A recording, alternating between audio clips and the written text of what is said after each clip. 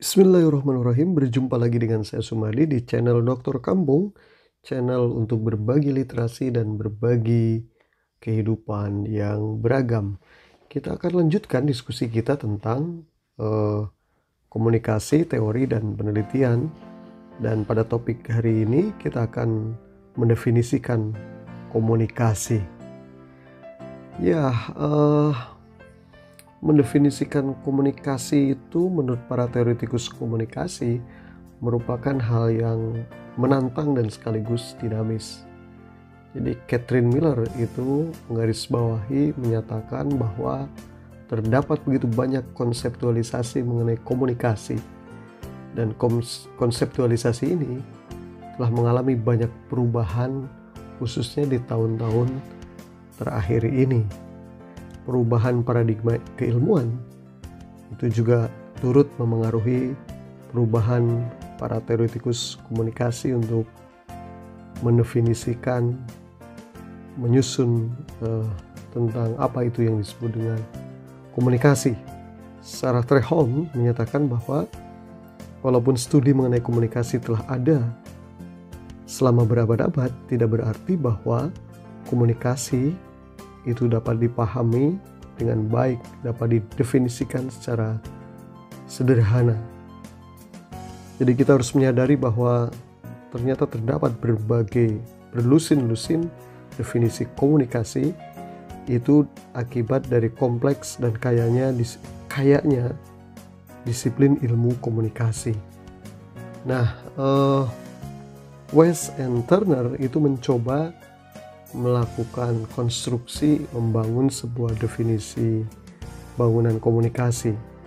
Menurut mereka bahwa communication adalah proses sosial di mana individu-individu menggunakan simbol-simbol untuk menciptakan dan menginterpretasikan makna dalam lingkungan mereka. Nah, dari definisi tersebut maka mendefinisikan komunikasi, baik itu komunikasi tatap muka atau komunikasi yang menggunakan media seperti yang terjadi saat ini, saat pandemi.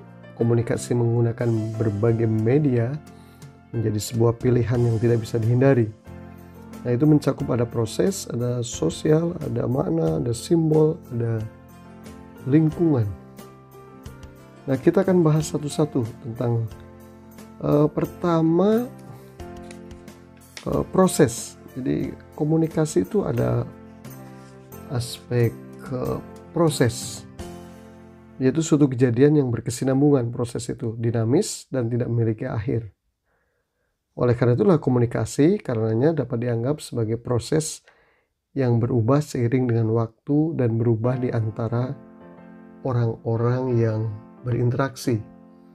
Nah, proses komunikasi sebagai sebuah proses ini berarti bahwa komunikasi sekali lagi berkesinambungan dan tidak memiliki akhir.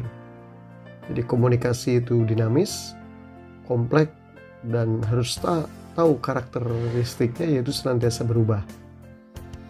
Nah, melalui pandangan mengenai komunikasi ini, maka yang ditekankan bahwa menciptakan suatu makna adalah suatu yang dinamis. Nah, oleh karena itulah komunikasi sebagai sebuah proses tidak memiliki awal dan akhir yang jelas, gitu. Sekali lagi, tidak memiliki awal dan akhir yang jelas. Selain itu, karena komunikasi merupakan sebuah proses, banyak sekali yang dapat terjadi dari awal hingga akhir dari sebuah proses komunikasi. Orang-orang dapat memiliki sikap yang sama di awal diskusi, tetapi kemudian berbeda sampai akhir diskusi, padahal hanya hitungan-hitungan menit saja. Hal ini dapat menjelaskan bahwa konflik seringkali terjadi di antara lawan kita berkomunikasi. Misalkan teman sekamar, pasangan suami istri, saudara, dan lain-lain. Tetapi semua itu dapat dilakukan, resolusi bagaimana menemukan makna yang berbeda, atau bahkan terjadilah konflik makna yang berbeda. Makna yang berbeda yang itu kemudian menjadikan salah satu buah konflik. Kemudian yang kedua, komunikasi dianggap sebagai proses sosial. Yaitu diyakini bahwa komunikasi adalah proses sosial. Jadi ketika menjelaskan komunikasi sebagai sebuah proses sosial, maksudnya adalah bahwa komunikasi selalu melibatkan manusia serta proses interaksinya. Artinya komunikasi selalu melibatkan dua orang paling minimal, yaitu pengirim dan penerima. Tentu bisa melibatkan 3 atau banyak orang. Nah, keduanya memainkan peran penting dalam proses komunikasi. Di ketika komunikasi dipandang secara sosial, komunikasi selalu melibatkan 2 orang sekali lagi atau lebih yang berinteraksi dengan berbagai niat, motivasi, dan kemampuan. Nah, kemudian yang ketiga, komunikasi itu sebagai proses pembentukan makna. Karena sekali lagi tadi komunikasi itu sangat dinamis dalam menciptakan makna, dan makna memegang peranan yang penting dalam definisi komunikasi yang ditawarkan oleh Turner dan West dan Turner. Jadi makna yang diambil orang dari suatu pesan, makna itu artinya adalah sesuatu yang diambil orang dari suatu pesan. Dalam pembahasan komunikasi atau proses dinamika komunikasi, pesan dapat memiliki lebih dari satu makna, bahkan berlapis-lapis makna gitu. Sebagaimana nanti kita akan jelaskan dalam berbagai teori-teori komunikasi. Nah, tanpa berbagai makna, kita semua akan mengalami kesulitan dalam menggunakan bahasa yang sama atau dalam menginterpretasikan suatu kejadian yang sama. Contoh misalkan Martin dan Tom Nakayama menyatakan bahwa makna memiliki konsekuensi budaya. Contohnya bagi masyarakat Amerika pada umumnya tidak menyukai hari Senin, hari pertama dalam 1 minggu, dan menyukai hari Jumat. Tetapi sebaliknya banyak orang Muslim tidak menyukai hari Sabtu, yang merupakan hari pertama setelah hari suci mereka, yaitu Jumat.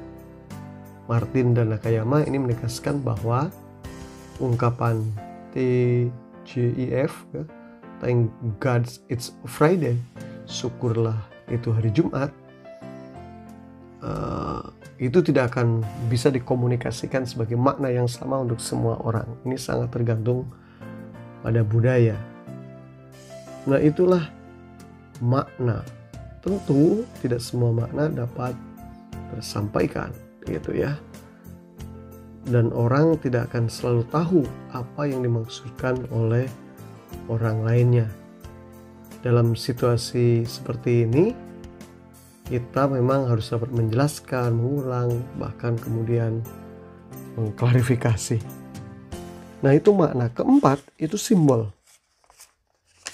Simbol ya. Simbol itu definisinya label arbitrer yang diberikan pada sebuah fenomena. Nah, kata adalah simbol untuk konsep dan benda ya.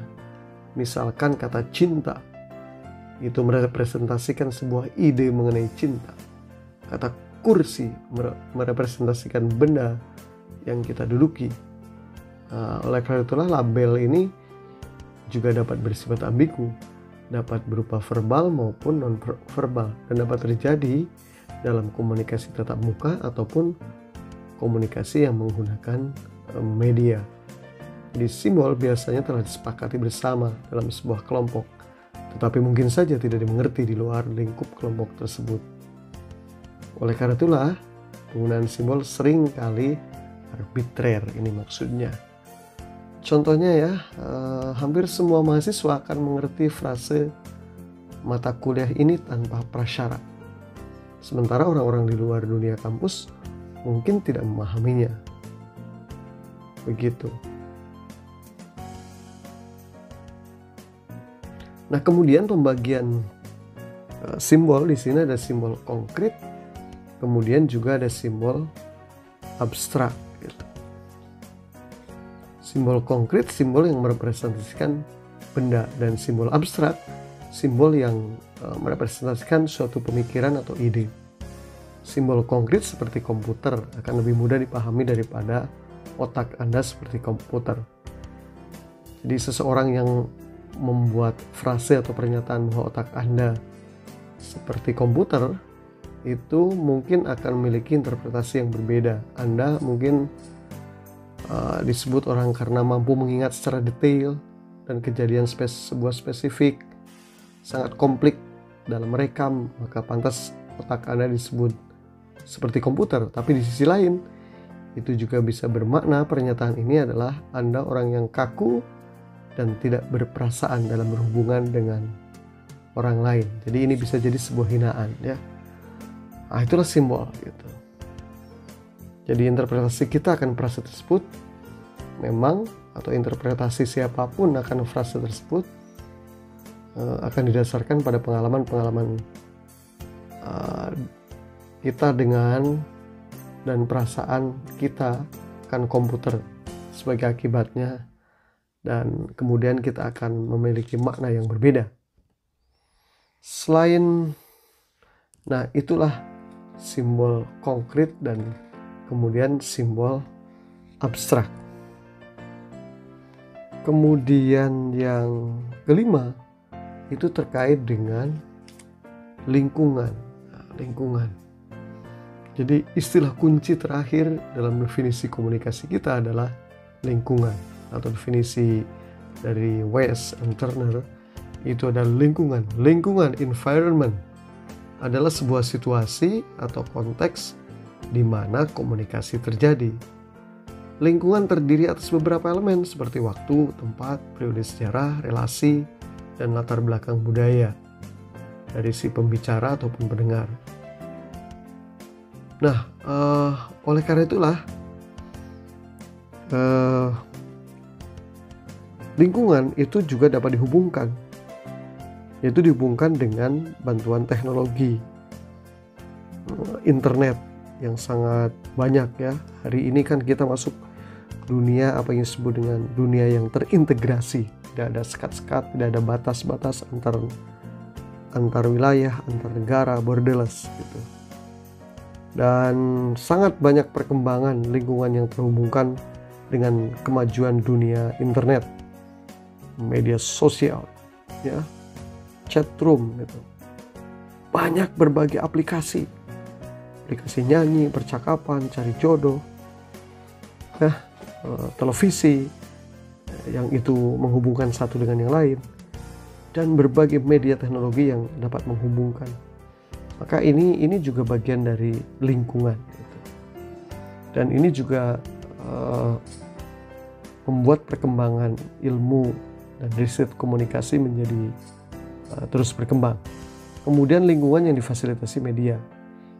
Ya tadi ya, media yang paling dominannya adalah media internet. Ini memengaruhi proses komunikasi baik langsung maupun tidak langsung. Nah, gitu. Misalkan biasanya pergaulan remaja itu hanya sifatnya lokal, paling banter nasional. Sekarang karena dimediasi, difasilitasi oleh media, maka dapat berhubungan dengan orang di seluruh dunia.